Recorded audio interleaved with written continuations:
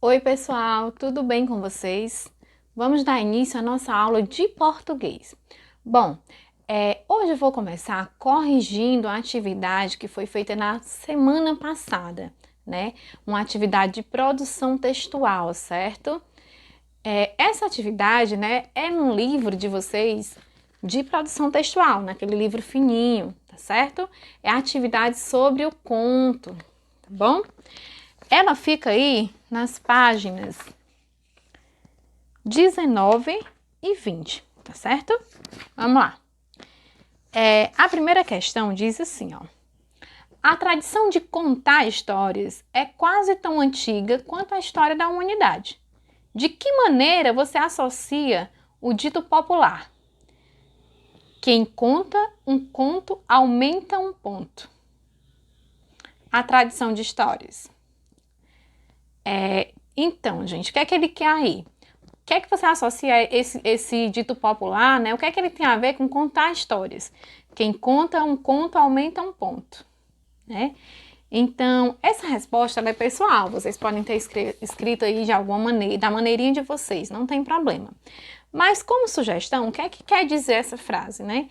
Que quando nós contamos uma história, dependendo de qual público nós vamos contar, a gente pode modificar essa história, contar com nossas palavras de uma maneira diferente, uma entonação diferente.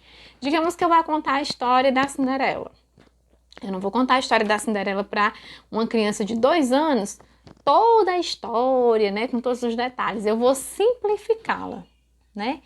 E se eu for contar para uma criança de 7 anos? Aí eu já vou ter que contar, né, com mais detalhes, com mais explicações. Então, essa questão tem a ver com isso. Quando nós contamos uma história, geralmente a gente conta a nossa versão, a gente dá destaque, por exemplo, à parte que nós mais gostamos da história. Então, por isso que a gente associa a quem conta um conto aumenta um ponto, porque sempre, né, tem aquela coisinha a mais, tá bom?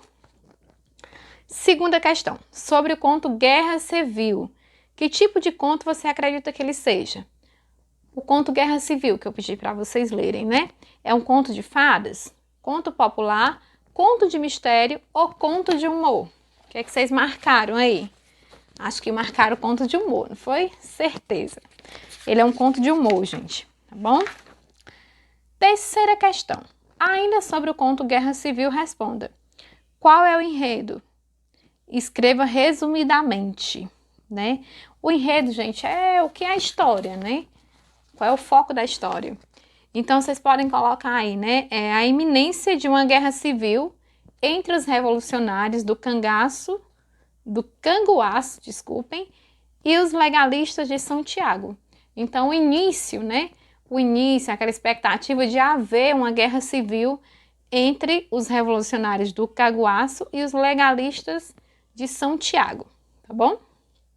Professora, eu coloquei com outras palavras. Não tem problema, tá bom? Quem conta a história participa dela ou apenas transmite-a? Aí, gente, está sendo só transmitida, né, pelo narrador. O narrador não participa dessa história. Letra C. Em que espaço e tempo se desenvolve a trama? O espaço, né, as margens do rio Jacaré. E o período, gente, é do anoitecer, né? É o período da noite até o amanhecer. Da noite até amanhecer o dia, certo? Qual é o clímax? Vocês lembram o que é clímax? Aquele momento mais tenso, né, da história. O clímax aí do conto Guerra Civil foi a decodificação da mensagem transmitida pelo movimento das bandeiras. O desfecho, qual é o desfecho?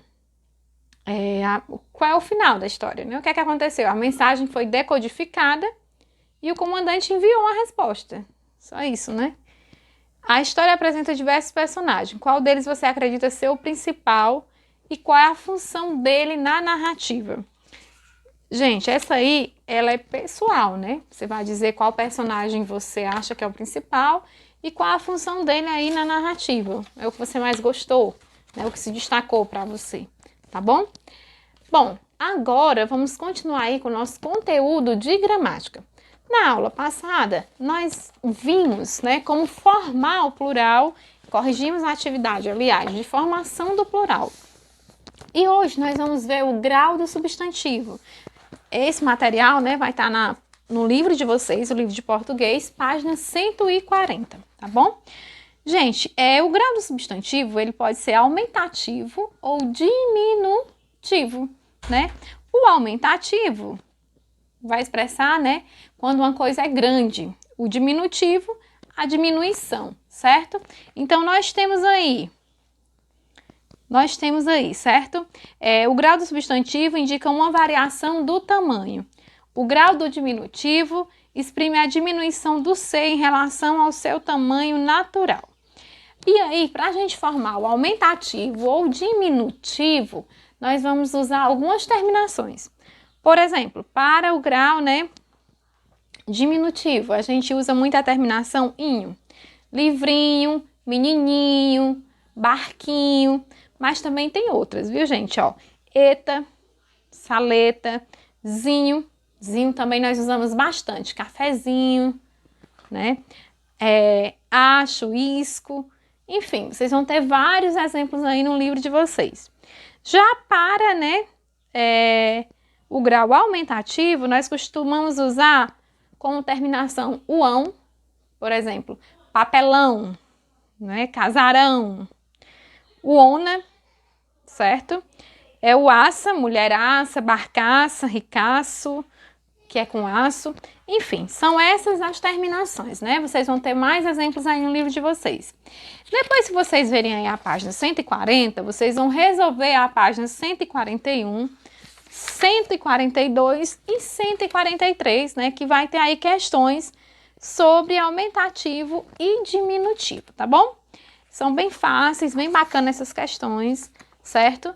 E aí, na próxima aula, nós nos encontramos para corrigi-las. Gente, não deixem de fazer as atividades. A correção não é para vocês copiarem as respostas, é para vocês conferirem. E você vai, claro, né?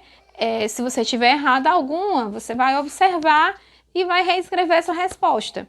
Mas não é para você não fazer a atividade e copiar tudo na correção. Não é esse o objetivo. O objetivo é você conferir se você acertou, tá bom? Beijos e até a próxima aula. Tchau, tchau!